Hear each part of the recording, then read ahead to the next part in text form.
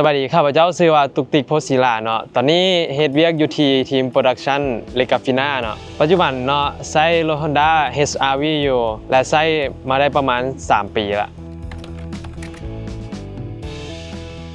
ย้อนว่ามักในการดีไซน์ของ Honda เนาะก็คือเป็นทรงที่ตรงสเปคกับวัยรุ่นในยุคนี้เลยส่วนหลายจะเอาออกไปเล่น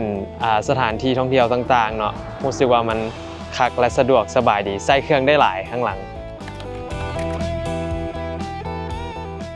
ในความรู้สึกที่ขับรถรุ่นนี้มาเนาะก็คือรู้สึกว่ามันแหงมีความแหงแล้วก็มีความที่แบบว่าขับแล้วมันนุ่มดีเวลาขี่ไปจักรมันนิ่งดี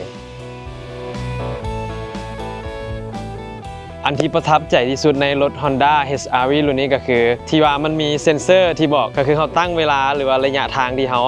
กำหนดไว้เนาะก็คือมันจะสามารถขับไปเองแล้วก็บ่ออกเลนอันนั้นตอนที่ใช้ก็คือมักใช้ในทางด่วนเคยลองคักเดสิ่งที่ใช้ที่สุดก็คือ Apple CarPlay เนาะมันสะดวกสบายในการที่เขาจะ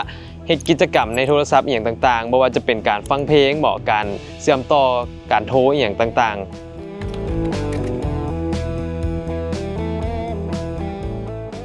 ถามว่าเคยเอารถไปตั้งแข่งบ่เคยเนาะเคยเอาไปเทื่อนึงไปทาง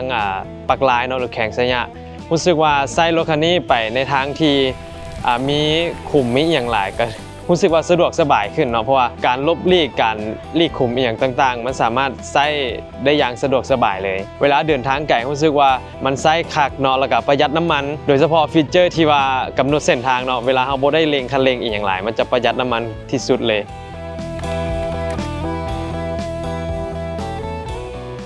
จากประสบการณ์ที่ใช้รถ Honda มาประมาณ3 ปีเนาะก็บ่ค่อยเจอปัญหาอย่างเกี่ยวกับ Honda เลยเพราะว่า Honda เพิ่นออกแบบฟีเจอร์ออกแบบระบบอย่างต่างๆมาได้โคตรดีหลายเนาะ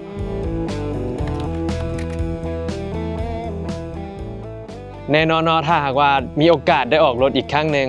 ก็คือรถ Honda รุ่นใหม่ล่าสุดก็คือจะเป็น Honda HR-V ของ EV เนาะเป็นทรงเดียวกับที่ว่าใช้อยู่ปัจจุบันก็คือเป็นสิ่งที่โคตรมากเลยก็คือมันจะมี2ระบบเนาะมีทั้งไฟฟ้าและก็น้ำมัน